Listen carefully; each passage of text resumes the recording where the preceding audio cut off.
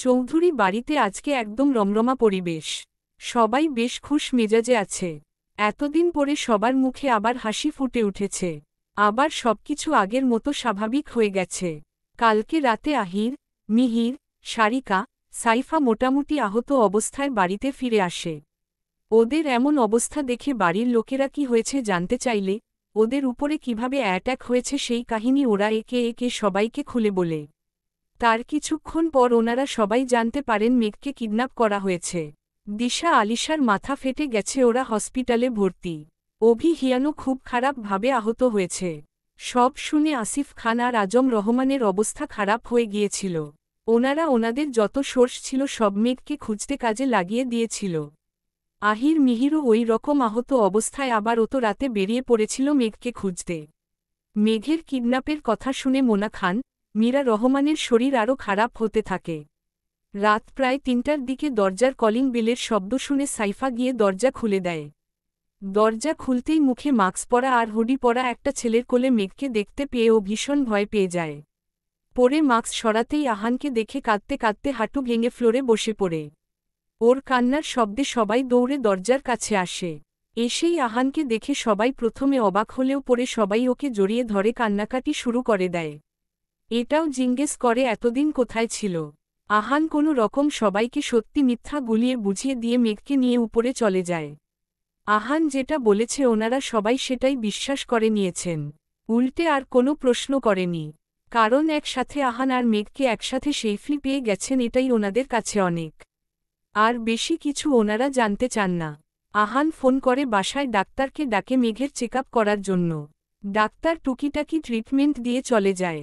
সাথে একটা ঘুমের ঔষধও দিয়ে যায়। দিশা আর রিজাকেও সকালে হসপিটাল থেকে ডিসচার্জ করে দেওয়া হয়। ওদের ক্ষতটা বেশ গভীরই ছিল, তবে তেমন বেশি কিছু হয়নি, ঔষধ খেলেই সব ঠিক হয়ে যাবে। ছাদের এক পাশে পাতানো চেয়ারের উপর বসে আছে আহান। ওর সামনেই কাচুমাচু করে বসে আছে মিহির, আহির, হিয়ান, অভি।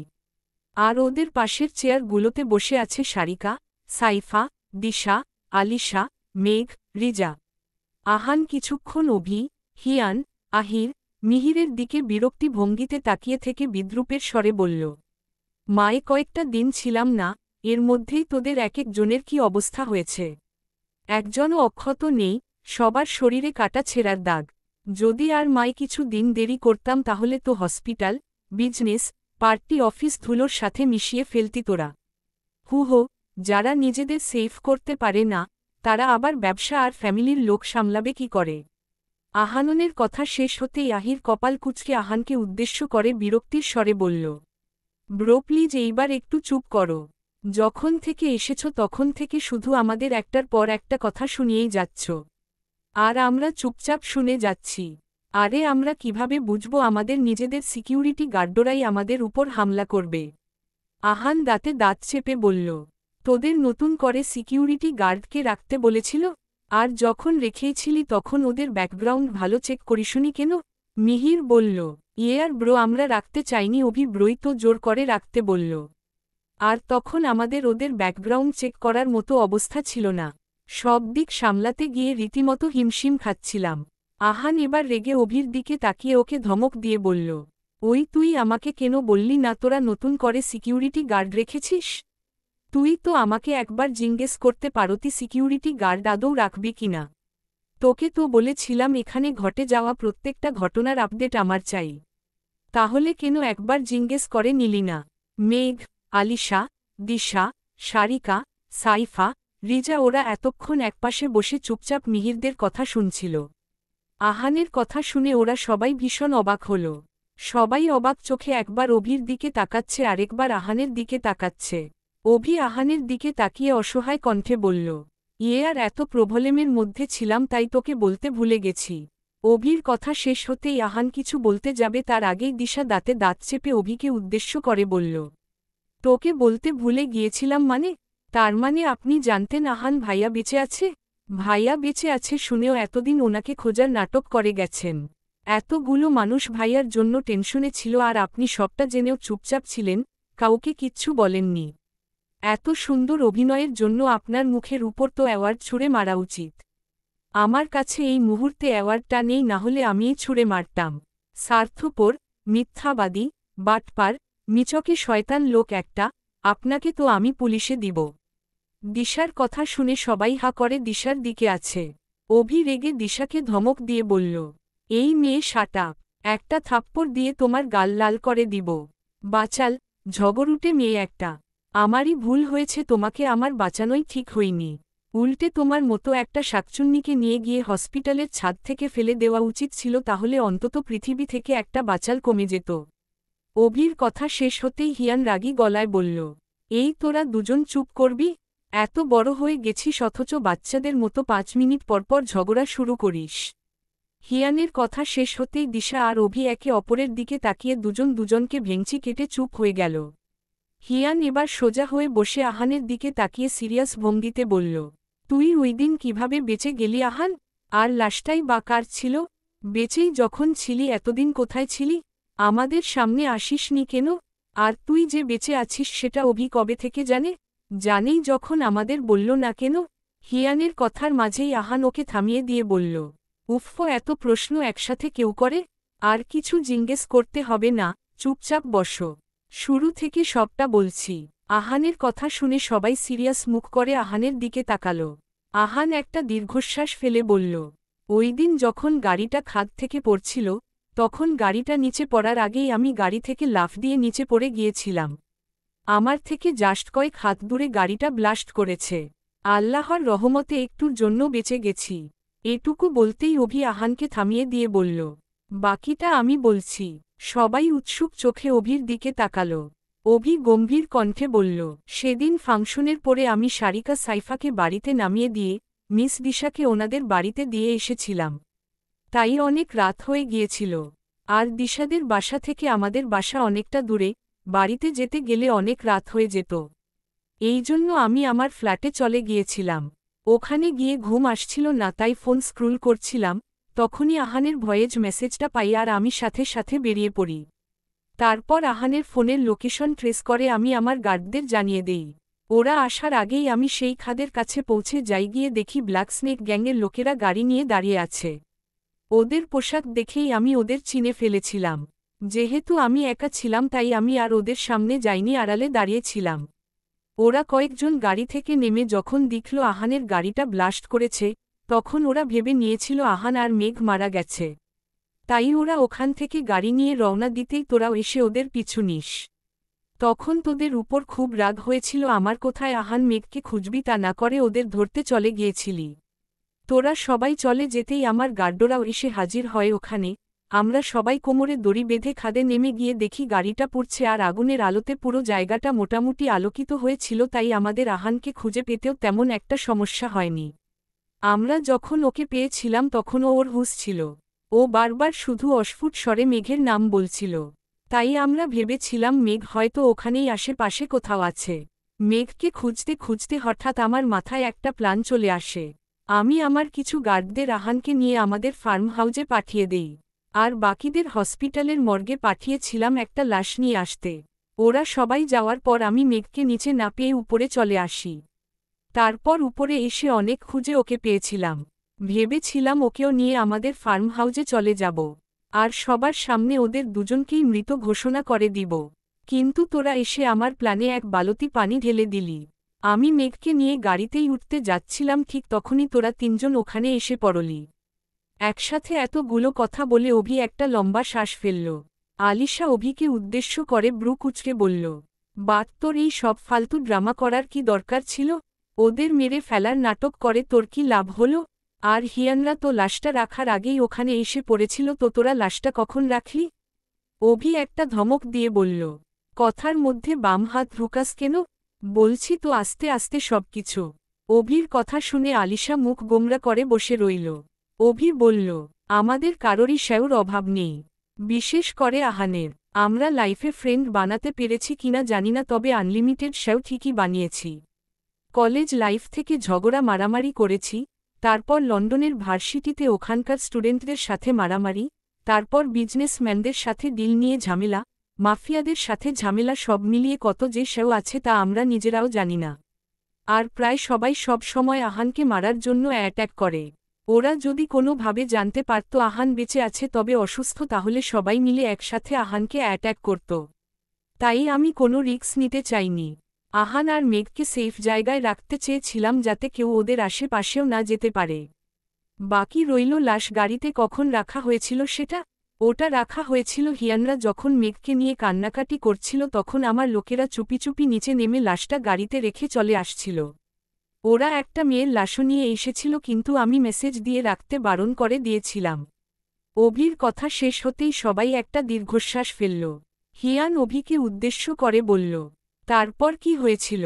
আহান বলল, আমার হুঁশ আসতেই আমি অভির থেকে সবটা জানতে পারি। তবে আমার জ্ঞান ফিরলেও আমি চলার মতো অবস্থায় একদমই ছিলাম না। বেডে শুয়ে শুয়ে প্রত্যেকদিন মেঘের পাগলামিগুলো আমি দেখেছি। প্রতিটা দিন ও কতটা যন্ত্রণা ভোগ করেছে সবটা আমি নিজের চোখে দেখেছি, কিন্তু কিছু করতে পারিনি। অভিকে দিয়ে আগেই আমি মেঘের ক্যাবিনে সিসি ক্যামেরা লাগিয়েছিলাম ওকে দেখার জন্য। ওর এমন অবস্থা দেখে আমার মাথার ঠিক ছিল না। তাই আমি আমার কিছু বিশ্বস্ত লোকদের দিয়ে সিয়ামের গোডাউনে আগুন লাগিয়ে দিয়েছিলাম। আর তার কয়েক দিনের মধ্যে আমি মোটামুটি সুস্থ হয়ে গিয়েছিলাম। ভেবেছিলাম খুব তাড়াতাড়ি সবার সামনে চলে আসব কিন্তু তার আগেই এইটুকু বলে আহান থেমে গেল। দিশা এতক্ষণ আহানের কথা মনোযোগ দিয়ে শুনছিল। হঠাৎ ওর কিছু একটা মনে পড়তেই অভিকে উদ্দেশ্য করে সন্দিহান কণ্ঠে বলল, আচ্ছা আপনি কিভাবে জানলেন ওই লোকগুলোকে টাকা দিয়ে কেনা হয়েছে? আর যখন জানতেনি তখন আগে বলেননি কেন? একদম যখন অ্যাটাকটা করল তখনই কেন বললেন? বাই এনি চান্স আপনি আবার এই সব কিছুর মাস্টার মাইন্ড নন তো? হতেও তো পারে আপনিই আমাদের সবাইকে মারতে চেয়েছেন। আর এই সব কিছু আপনার প্ল্যান। দিশার কথা শুনে সবাই হাহা করে হেসে দিল। অভি রাগে ফোঁস ফোঁস করতে করতে বলল, আহান এইটাকে আমার চোখের সামনে থেকে নিয়ে যা, না হলে আজকে আমি ওকে সত্যি সত্যি ছাদ থেকে ফেলে মেরে দিব। অভির কথা শুনে আবার সবাই হেসে দিল। হিয়ান একটু সিরিয়াস হওয়ার ভান করে দিশা উদ্দেশ্য করে বলল, দিস ইজ ভেরি ব্যাড দিশা। তুমি এইভাবে অভিকে মিথ্যা অপবাদ দিতে পারো না। তুমি জানো, আমাদের বেচারা অভি হসপিটালে গিয়েই সবার প্রথমে ডাক্তারদের কাছে জিজ্ঞেস করেছে, দিশা এখন কেমন আছে? একটা বারও আলিশার কথা জিজ্ঞেস করেনি। একটা বার চিন্তা করো অভি তোমাকে নিয়ে কতটা ভাবে। আর তুমি শেষ পর্যন্ত ওকে মিথ্যা অপবাদ দিচ্ছ। হিয়ান কথা শুনে সবাই অভির দিকে তাকিয়ে মুখ টিপে হাসছে। সত্যিটা বলে দেওয়ায় অভি সবার সামনে অনেকটা লজ্জায় পড়ে গেল। দিশা বিদ্রূপের স্বরে হিয়ানকে উদ্দেশ্য করে বলল, আরে ধুর ভাইয়া, উনি ডাক্তারের কাছে আমার কথা এই জন্য জিজ্ঞেস করেছিলেন কারণ আমি মারা গেছি কিনা সেটা উনি কনফার্ম হতে চেয়েছিলেন। দিশার কথা শুনে কেন যেন অভির খুব রাগ উঠে গেল। ও চেয়ার ছেড়ে উঠে দাঁড়িয়ে বলল, তোরা কথা বল আমি আসছি। আমার একটু কাজ আছো। অভির কথা শুনে সবাই বুঝতে অভি রেগে গেছে তাই সবাই মিলে অভিকে সরি বলে আবারও টেনে টুনে বসাল। আহান আবারও বলা শুরু করল, ওই লোকগুলোকে যে টাকা দিয়ে কেনা হয়েছিল সেটা আমি অভিকে বলেছি। ও আগে থেকে কিছুই জানত না। ইনফ্যাক্ট আমিও কিছু জানতাম না। ব্ল্যাক স্নেক গ্যাংয়ের লিডারের এসিস্ট্যান্ট কবির আমাকে বলেছিল খবরটা। কবির নিজেও আগে থেকে কিছুই জানত না। হামলা হওয়ার কিছুক্ষণ আগেই সবটা জানতে পেরেছে। আর জানার সাথে সাথে আমাকে বলে দিয়েছে। কবির আমরি লোক। ও অনেক আগে থেকেই সিয়ামের সব খবর আমাকে দিত। তবে ও সিয়ামের গ্যাংয়ের লোক না, সিয়ামের অন্য একটা অফিসে জব করে। তাই ও সিয়ামের প্ল্যানের তেমন কিছুই আগে থেকে জানতে পারে না। কবির আমাকে ফোন করার সাথে সাথে আমি মিহির আর অভিকে ফোন করে সবটা জানাই তবে ততক্ষণে অনেকটা দেরি হয়ে গিয়েছিল। অভি মিহির ওদের উপরে অলরেডি অ্যাটাক করা হয়েছিল। ওদের প্ল্যান ছিল একসাথে সবাইকে অ্যাটাক করে আটকে দেওয়া যাতে কেউ মেঘকে বাঁচাতে না পারে। আর ওরা ওদের কাজে সফলও হয়েছিল। আমি অভি মিহিরকে সবটা জানিয়ে ল্যাপটপটা অন করে সিসি ক্যামেরার কানেক্ট দিতেই কিছুক্ষণের মধ্যে আমার চোখের সামনে ওরা দিশা, আলিশার উপরে অ্যাটাক করে মেঘকে নিয়ে চলে যায়। আহানের কথা শেষ হতেই মেঘ ভ্রু কুঁচকে আহানকে উদ্দেশ্য করে বলল, আপনি আমাকে কিভাবে খুঁজে পেলেন? আর কিভাবে জানলেন আমি ওই রোডেই আছি? আহান স্বাভাবিক কণ্ঠেই বলল, আমরা তোমাকে বাঁচাতে ওই গোডাউনের কাছাকাছি চলেই এসেছিলাম। তখনই কবির জানায় তুমি পালিয়েছ ওখান থেকে। তাই আমি ওখানের আশেপাশের সব রাস্তা আমার লোক দিয়ে ব্লক করে দিয়েছিলাম। তাই তুমি যে রোড দিয়েই যেতে আমাদের লোকজন তোমাকে চিনে ফেলত। মেঘ ছোট করে বলল, ওহ আচ্ছা। আহান মুচকি হেসে বলল, জি ম্যাম।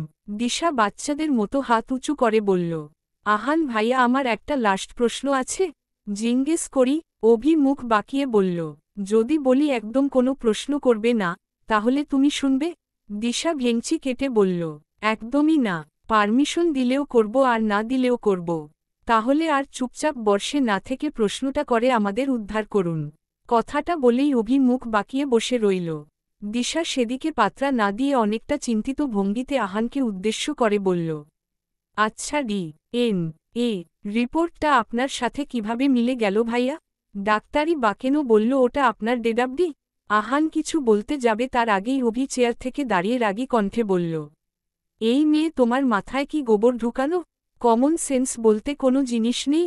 আরে আমরা এত কিছুই যখন করতে পেরেছি, তখন একটা সামান্য রিপোর্ট চেঞ্জ করা কি এমন ব্যাপার? দিশা অভির দিকে তাকিয়ে দাঁতে দাঁত চেপে বলল, আমি আপনার কাছে জিজ্ঞেস করেছি? আহান ভাইয়ার কাছে জিজ্ঞেস করেছি। আপনাকে অ্যান্সার দিতে কে বলেছে? অন্যের কথার মধ্যে বাম হাত না ঢুকালে পেটের ভাত হজম হয় না, তাই না? ওদের ঝগড়া দেখে আলিশা বিরক্তি নিয়ে বলল, তোদের এই ক্যাটফাইট দয়া করে বন্ধ করবি প্লিজ।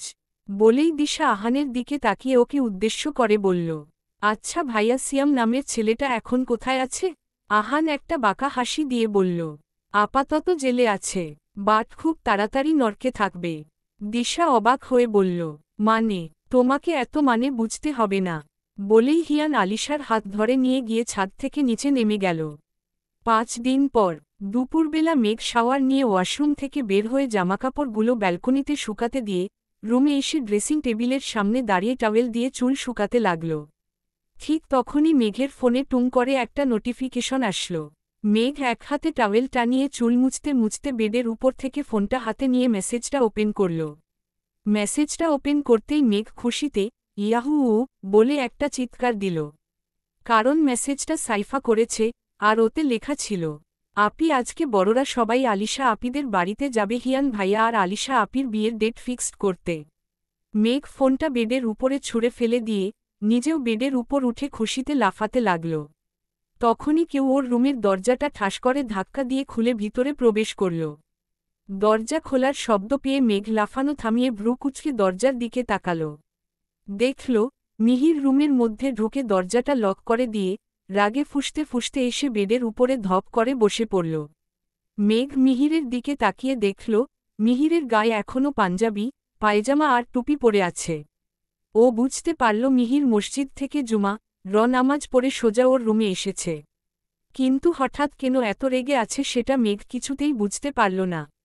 ও বেড থেকে এক লাফ দিয়ে নিচে নেমে এসে মিহিরকে উদ্দেশ্য করে বলল, কিরে, তোর চোখ মুখ এমন টুকটুকে লাল হয়ে আছে কেন? কেউ কি তোর চেহারায় মরিচের গুঁড়োর ফেস প্যাক লাগিয়ে দিয়েছে নাকি? মিহির রাগী চোখে মেঘের দিকে তাকিয়ে দাঁতে দাঁত চেপে বলল, রাগে আমার মাথা ফেটে যাচ্ছে, ইচ্ছে করছে সব কিছু ভেঙে গুড়িয়ে দেই। মেঘ দুহাত নিজের কোমরে রেখে বলল, কিন্তু কেন? ও আচ্ছা, তোকে মনে হয় আজকে মসজিদ থেকে জিলাপি দেয়নি, তাই না? মেঘের কথা শুনে মিহিরের রাগটা আরও দুগুণ বেড়ে গেল। ও মেঘের দিকে তাকিয়ে মৃদু চিল্লিয়ে বলল, ইউ শাট আপ। কি মনে করে কি ওরা নিজেদের? ওদের যখন যা ইচ্ছে ওরা তাই করবে। মিহিরের কথার মাঝে মেঘ ওকে থামিয়ে দিয়ে ওর কথার রেশ ধরে নিজেও সুর টেনে বলল, ঠিকই তো, কি মনে করে ওরা নিজেদের? আমার ভাইকে সামান্য একটা জিলাপি খেতে দিল না? ওরা জানে না আমার ভাই চাইলে জিলাপির পুরো একটা দোকান কিনে নিতে পারে। শুধু কিনতেই পারে না, আমার ভাই নিজেও খুব সুন্দর জিলাপি বানাতে পারে। এর প্রমাণ আমি নিজেই, কারণ আমি আমার ভাইয়ের হাতের বানানো জিলাপি খেয়ে টানা 1 ঘন্টা বমি করেছি। ইনফ্যাক্ট এখনও ওই দিনের জিলাপির টেস্টটা মনে পড়লেই বমি চলে আসে। ও হাল্লার টেস্টটা কি দারুণ ছিল, একদম মনে রাখার মতো। মিহির বেড থেকে একটা বালিশ নিয়ে মেঘের দিকে ছুঁড়ে মেরে বলল, স্টপ ইট মেঘ, আমি কিন্তু এই মুহূর্তে ভীষণ রেগে আছি। তুই যদি আর একটা উল্টাপাল্টা কথা বলেছিস তাহলে তোকে আমি বালিশ চাপা দিয়ে মেরে ফেলব। মিহিরের কথা শুনে মেঘ অবাক হওয়ার ভান করে বলল, ওহ মাই আল্লাহ, সামান্য জিলাপি খেতে পারিসনি তাই নিজের বোনকেই মেরে ফেলবি? মেঘের কথা শুনে মিহিরের মনে হচ্ছে ওর গায়ে কেউ আগুন জ্বালিয়ে দিয়েছে। ও একটা খেয়ে ফেলা লুক নিয়ে মেঘের দিকে তাকিয়ে আছে। রাগে ওর সারা শরীর জ্বলে যাচ্ছে। মেঘ আবারও একই ভঙ্গিতে বলল, কালকে সকালের ব্রেকিং নিউজ, জুমা দিন মসজিদ থেকে এক তরুণকে জিলাপি না দেওয়ার জন্য তরুণটি রেগে নিজের বোনকে বালিশ চেপে হত্যা করেছে। যুবকটির বাসার পাশের লোকজন বলাবলি করছে, যুবকটি একজন টুরু জিলাপি খোর ছিল। এতক্ষণ মেঘের কথাগুলো মিহির চুপচাপ সহ্য করলেও এইবার আর সহ্য করতে পারল না। ও বসা থেকে দাঁড়িয়ে মেঘের হাত ধরে টেনে নিয়ে গিয়ে ওকে দেয়ালের সাথে হেলান দিয়ে দাঁড় করিয়ে ওর গালাটা চেপে ধরল। তবে এমনভাবে চেপে ধরেছে যাতে মেঘের একটুও ব্যথা না লাগে। মিহির মেঘের দিকে তাকিয়ে রাগে কটমট করতে করতে বলল, মানা করার পরেও কখন থেকে জিলাপি জিলাপি করে আমার কান ঝালাপালা করে দিচ্ছিস, তোকে তো আজকে মেরাই ফেলব। মেঘ একটু কান্নার অভিনয় করে বলল, হায় আল্লাহ, এই দুঃখ মুই কারে দেখামু। মোর নিজের মায়ের পেটের ভাই মোরে সামান্য একটা জিলাফির লইগা খুন করতে চাইতাছে। ওরে কেউ মোরে একটা কচু গাছ দিলানা কেন? এই দিন দেহার আগে মুই কচু গাছে ফাঁস দিয়া মইরা যাইতাম। মেঘের কথা বলার স্টাইল দেখে মিহির ফিক করে হেসে দিল। ও মেঘের গলা থেকে হাত সরিয়ে দিয়ে হাসতে হাসতে গিয়ে বেডের উপর বসে পড়ল। তারপর হাসতে হাসতে ধপ করে বেডের উপর শুয়ে পড়ল। মিহিরকে এভাবে হাসতে দেখে মেঘ মুচকি একটা হাসি দিল, কারণ ও এতক্ষণ মিহিরকে হাসানোর জন্যই এইসব আজগুবি কথাগুলো বলছিল। ও জানে মিহিরের রেগে গেলে একদম মাথা ঠিক রাখতে পারে না, যখন তখন উল্টাপাল্টা কাজ করে ফেলে। মেঘ ধীর পায়ে মিহিরের দিকে এগিয়ে গিয়ে ওর পাশে বসে পড়ল। তারপর কোমল স্বরে জিজ্ঞেস করল, রাগ কমেছে? এইবার বল, হঠাৎ এত রেগে গেলি কেন? বাসা থেকে যখন বের হয়েছিলি তখন তো ঠিকই ছিলি। মেঘের কথাটা কানে আসতেই মিহিরের হাসি থেমে গেল। ও মেঘের দিকে তাকিয়ে চোখে মুখে কাঠিন্য ভাব এনে মেঘকে উদ্দেশ্য করে জিজ্ঞেস করল, আবিররা সবাই আমাদের বাড়িতে কি করছে? ওদের সাহস হয় কিভাবে আমাদের বাড়িতে আসার? এত কিছুর পরেও ওরা কোন মুখে আমাদের বাড়িতে আসে? মেঘ মিহিরের দিকে তাকিয়ে শান্ত স্বরে বলল, কুল ডাউন ব্রো, এতে এত হাইপার হওয়ার কিছু নেই। আবির আর জেরিন আমার সাথে এত বড় একটা অন্যায় করার পরেও যখন বাবাই মাম্মাম ওদের মাফ করে দিয়ে সেদিন বিয়েতে যেতে পেরেছিল, তাহলে জেরিন আমার গায়ে সামান্য একটা ফুলদানি মেরেছিল, এই জন্য ওকে মাফ করা কি এমন ব্যাপার? এটা তো একদিন হওয়ারই ছিল। কোনো একদিন জেরিন এসে বাবার সামনে নেকা কান্না কাঁদত আর বাবাই সব কিছু ভুলে ঠিক ওকে মাফ করে দিত। মিহির শোয়া থেকে উঠে বসে বলল, আমি ওদের সাথে এক মুহূর্তেও এখানে থাকতে পারবো না। ওদের আমার চোখের সামনে দেখলে আমি কিছুতেই নিজের রাগটাকে কন্ট্রোল করতে পারি না। ইচ্ছে করে সবগুলোর মাথা কেটে ফুটবল খেলি। মেঘ মিহিরের এক হাত নিজের দুই হাতের মধ্যে নিয়ে মৃদু একটা হাসি দিয়ে বলল, নিজের রাগটাকে কন্ট্রোল করতে শেখ। এইভাবে হুটহাট রেগে গিয়ে উল্টাপাল্টা কাজ করা একদম ভালো কথা নয়। তুই যদি রেগে গিয়ে এই মুহূর্তে ওদের উল্টাপাল্টা কিছু বলিস তাহলে মাম্মাম বাবাই তোকেই বকা দিবে। আর ওরাও তোকে গুন্ডা, রাস্তার ছেলে এইসব বলে তোকে কথা শোনাবে। তাছাড়া ওরা যেহেতু আমাদের মেহমান, তাই ওদের কিছু বলে অপমান করা মানে মাম্মাম বাবাইকেও অপমান করা।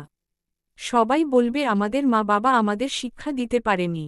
তার থেকে কয়েকটা দিনেরই তো ব্যাপার, একটু দাঁতে দাঁত চেপে সহ্য করে নে। মিহির অবাক চোখে মেঘের দিকে তাকিয়ে আছে। ও ভাবতেও পারেনি মেঘ এই ব্যাপারটা এতটা হালকাভাবে নিবে। ও অবাক কণ্ঠে মেঘকে উদ্দেশ্য করে জিজ্ঞেস করল, আবির আর জেরিন ওদের ফ্যামিলির লোকেরা ওদের সবাইকে দেখলে তোর কষ্ট হয় না? ওরা আমাদের সাথে কি কি করেছে সেই কথাগুলো মনে পড়ে না? মেঘ একটা মলিন হাসি দিয়ে বলল, এখন আর এসব আমার কাছে ম্যাটার করে না। একটা সময় ছিল যখন এসব ভেবে খুব কষ্ট পেতাম, কিন্তু এই শহরে এসে লাস্ট 4 বছরে সবার থেকে এত এত ভালোবাসা পেয়েছি যে ওদের দেওয়া কষ্টগুলো এখন তুচ্ছ মনে হয়। যেখানে ওরা কোনো দিন আমাদের মানুষ বলেই মনে করেনি, সেখানে এই মানুষগুলো সব সময় মিহির আর মেঘকে সবার আগে প্রায়োরিটি দিয়েছে।